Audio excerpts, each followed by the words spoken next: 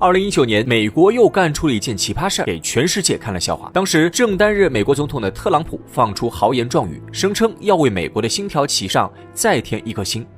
但是殖民主义的时代已经过去，强取豪夺这套行不通了。于是特朗普灵机一动，决定花费重金购买别国领土。更奇怪的是，特朗普看上的地方不仅远，而且荒，甚至寸草不生，极为寒冷。尽管特朗普最终未能如愿，购买领土的行为也沦为国际笑柄，但是人们惊讶地发现，特朗普看上的那块地，中国也很感兴趣。来自特朗普的购买请求让丹麦首相气急反笑，他忍不住回怼特朗普，并斩钉截铁地表示，格陵兰岛是非卖品，再多钱都不会卖给美国。没想到特朗普反而还闹起了脾气。特朗普掏出手机发了一条推特，恶人先告状，批评丹麦首相的措辞很不合适。不仅如此，为了表明自己的抗议，特朗普还赌气般地取消了访问丹麦的行程。这下丹麦人也不干了，两国关系陷入僵局，一度剑拔弩张。好在特朗普第2年就下台了，但是拜登上台后，明面上反对特朗普的各项举措，实际上也对丹麦的格陵兰岛充满兴趣。只不过他的手段比特朗普高明许多。拜登先是收拾了特朗普留下的烂摊子，以极为诚恳的态度向丹麦表达了歉意。拜登甚至派出了国务卿布林肯访问格陵兰岛。布林肯放低姿态，表示这次访问的主要目的就是为了服务格陵兰岛的人民。不仅如此，拜登还痛斥了特朗普以美国为先的主张，声称要推动多边主义发展，与格陵兰岛建立相互尊重的关系。为此，2020年6月，美国不仅重新开放了在格陵兰岛上的美国领事馆，还豪掷1200万美元援助格陵兰岛。美国费尽心思讨好格陵兰岛，而中国在格陵兰岛的一系列动作也同样引起了世界的注意。从2005年开始，中国就多次派出代表前往格陵兰岛进行友好访问，格陵兰岛也会礼尚往来，双方合作密切。不仅如此，中国还是格陵兰岛最主要的出口客户，双方有着最直接的经济联系。2021年，格陵兰岛北京代表处成立，伙伴关系更上一层楼。现如今，中美两国围绕格陵兰岛的较量意味已经相当明确。可是，格陵兰岛地处偏远，条件艰苦，为何会引起中美两个大国的注意呢？这一切还得从格陵兰岛的前世今生说起。其实当我们回溯过往，就会发现，在过去的很长一段时间里，格陵兰岛的主权归属始终存在着争议。格陵兰岛是一座位于北极圈的天然岛屿，在北冰洋与大西洋之间，面积辽阔，人烟稀少，是全球第一大岛。而这座岛屿的历史最早可以追溯到13世纪中期。1261年，挪威人发现格陵兰岛，迅速将其占领。就这样，格陵兰岛成为了挪威的殖民地。很快，挪威和瑞典一起加入了卡尔马联盟，这是一个由丹麦皇室所牵头的联盟。因此，挪威从名义上变成了丹麦的藩属国，丹麦也趁此机会成为了格陵兰岛真正的宗主国。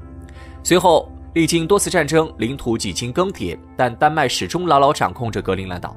直到第2次世界大战爆发，情况改变，原本毫不起眼的格陵兰岛突然被推到了聚光灯下，成为了全世界的焦点。德国与美国同时注意到，格陵兰岛是沟通欧洲与北美的桥梁，只要掌控格陵兰岛，就能在军事部署里占据优势。于是德军率先上岛，美军紧随其后，两军激烈交锋。最终美军取得胜利，驱逐了格陵兰岛上的德军，并在此驻扎。尽管战争结束后，美国将格陵兰岛还给了丹麦，但一场世界大战令格陵兰岛的地位上升，主权归属也逐渐模糊。格陵兰岛在名义上是丹麦的领土，但丹麦并不直接管辖格陵兰岛，而是给予了格陵兰岛极大的自治权。战后，格陵兰岛建立了一院制议会，甚至还有一名格陵兰总理，可见这块土地的特殊性。到了1948年前后，格陵兰岛正式踏上了追求主权独立的道路。对去意已决的格陵兰岛，丹麦政府曾经想过一系列挽回措施，希望能让格陵兰岛的居民们回心转意。比如，丹麦在岛上大力推行城镇化，进行了医疗、交通与教育等多方面的改革。但事实证明，丹麦的确不了解格陵兰岛，这些改革措施大多因水土不服而宣告失败。无奈，丹麦只能眼睁睁地看着格陵兰岛渐行渐远。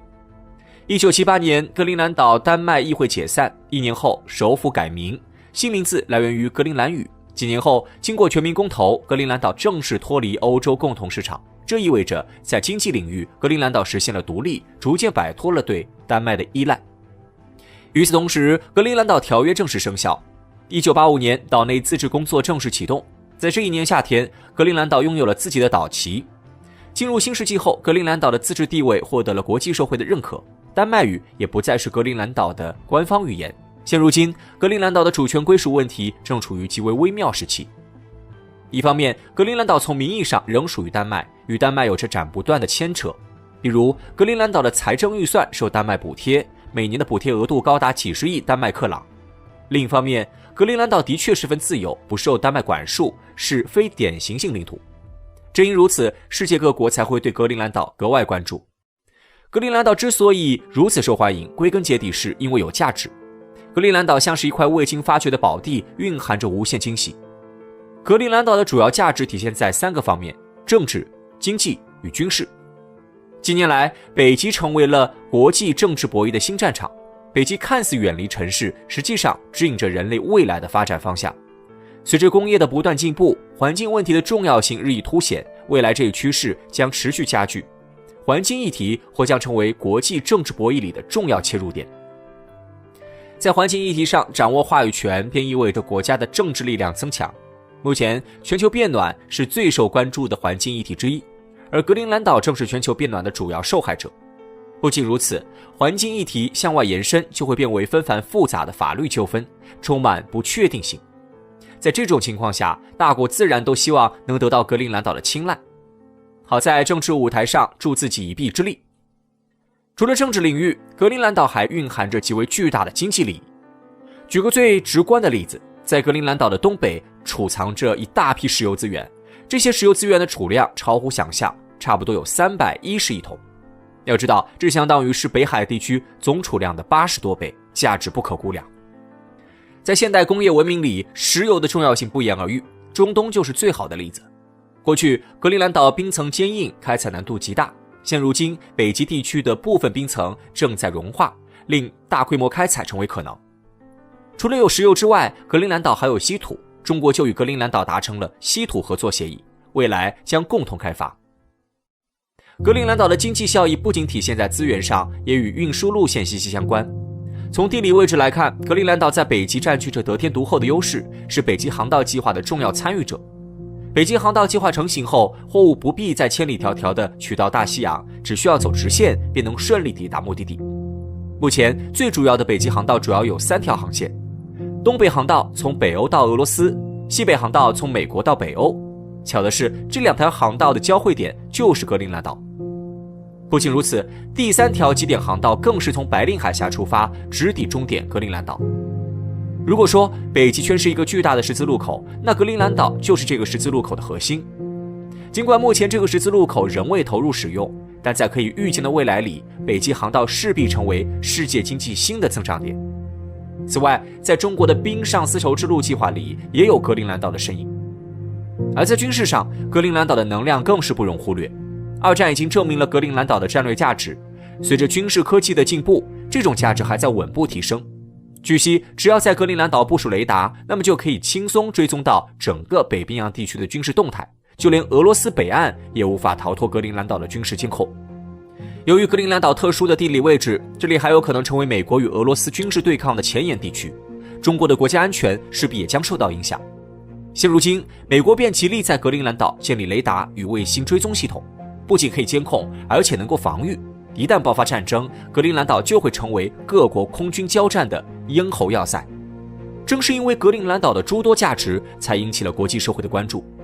然而，与美国巧取豪夺不同的是，中国向来推崇友好互利的国际合作模式。相信在中国的这种态度之后，未来与格陵兰岛的合作必然会更上一层楼。中国志愿军跨过鸭绿江抗美援朝，那场战争夺走了中国18.3万名官兵的生命。中朝两国之间也因此铸就了鲜血凝成的友谊。然而从两国交往史来看，中朝关系并非全是蜜月期。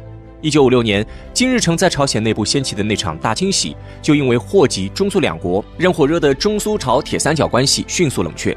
那么1956年那个黑色的8月究竟发生了什么？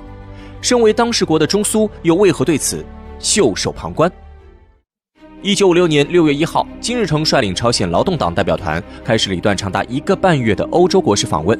2月29号，劳动党就访欧一事召开归国报告会。然而在这场会议上，身为领导人的金日成却遭到了政府内部苏联派与延安派的联合挑战。起因是随着斯大林的去世，新上台的赫鲁晓夫在党内掀起去个人崇拜潮流，并试图着手建立集体领导体制。紧跟苏联老大哥身后的苏联派与延安派遂向金日成提出在党内反对个人崇拜、放宽金日成个人对党的控制、改变以工业为主的国民经济方针等问题。然而，两派的政见非但没能在党内引起共鸣，反而招致大批党内人士的猛烈攻击。8月宗派事件就此拉开帷幕。自感权威受到挑衅，唯恐出现政变的金日成会后立刻启动紧急预案。金日成官邸附近内阁事务局周边立刻被警戒封锁。领导人护卫旅团进驻平壤市各处交通要道，将首都与外部联系的公路全部切断。同时，位于平壤北部20公里的2个步兵师迅速向平壤靠近，以防发生冲突事件。甚至于，金日成还给民族保卫相金光霞下达命令，要求朝鲜边防部队进入准战时状态。在金日成的雷霆手段下，延安派、苏联派成员被逼上绝路，有人被捕入狱，有人侥幸渡过鸭绿江逃到中国领土。随后，金日成下达命令，剥夺这些人的党籍，撸掉其身上的一切职务，并要求中国政府将人遣送回朝鲜。8月宗派事件传到中苏后，引发两国政府的强烈不满。苏共、中共都认为需要赴朝与金日成展开谈判，以维持党内团结。同年9月19号，以苏联副总理米高扬、中国国防部长彭德怀为首的中苏代表团前往平壤与金日成对话。在中苏的斡旋下，金日成同意撤销对延安派、苏联派人员的处分。但情况仅仅维持到第2年，金日成便以莫须有的罪名再度对两派发起大清洗，并在全国展开思想整肃。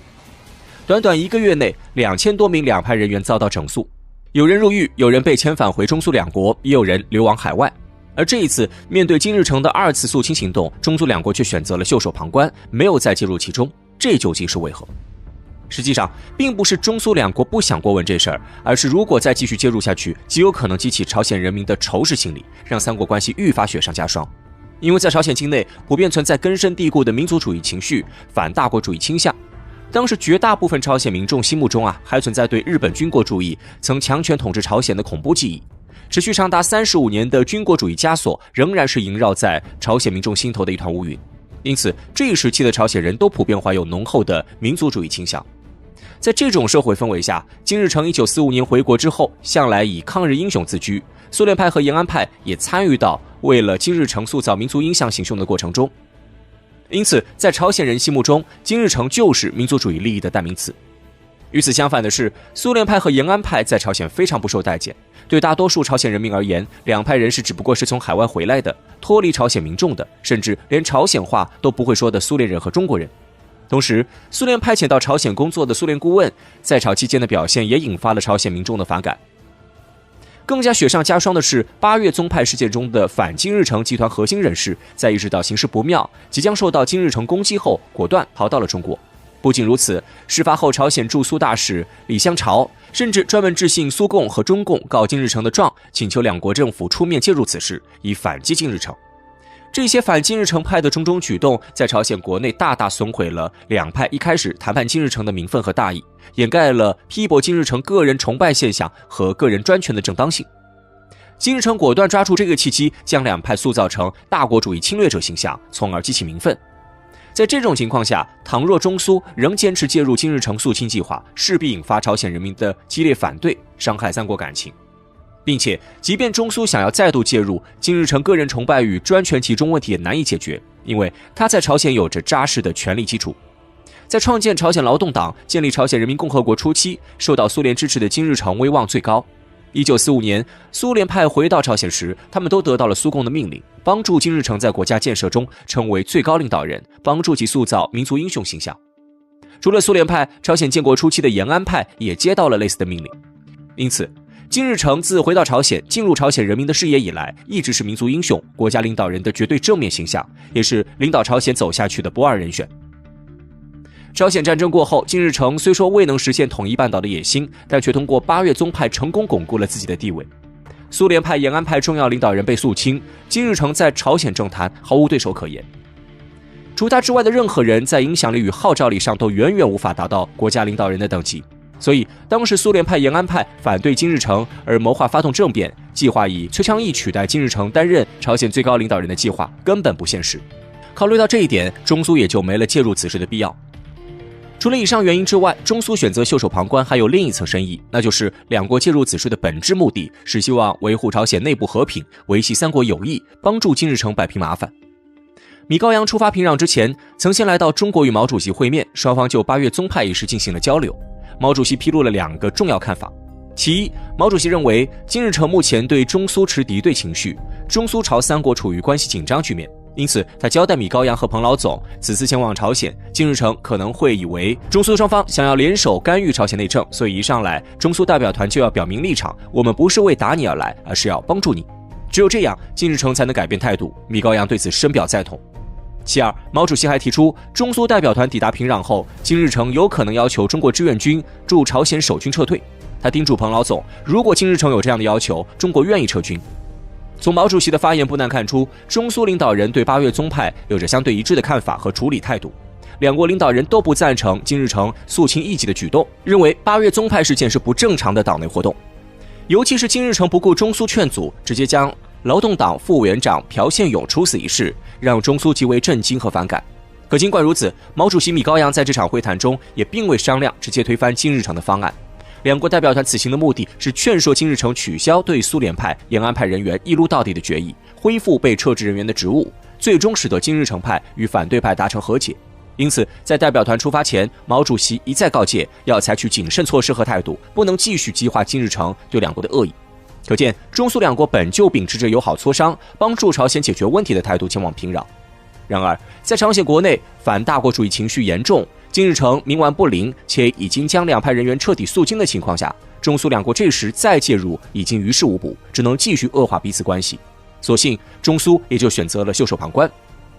8月宗派事件是金日成成为肃清异己、维护自身统治地位的一次清洗运动。此事过后，金日成虽坐稳了在朝鲜的一把手位置，但也让朝鲜与中苏的关系蒙上一层阴影。当然，他的这种举动也对朝鲜本身造成了深远的影响。